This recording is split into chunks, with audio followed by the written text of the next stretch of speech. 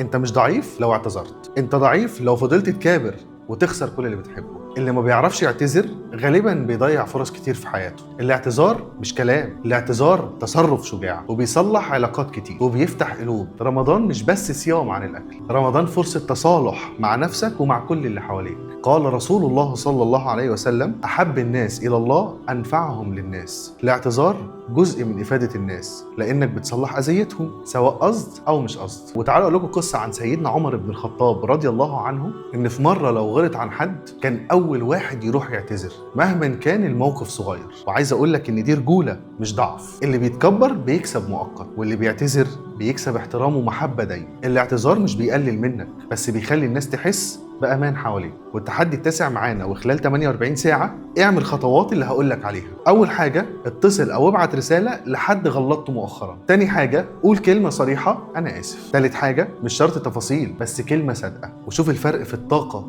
ما بينك وما بين الناس عاملة ازاي. اللي بيعرف يعتذر قلبه كبير وحياته أسعد. الاعتذار مش ضعف، بس الاعتذار قوة، وفي رمضان القوة ليها معنى جديد. سلام.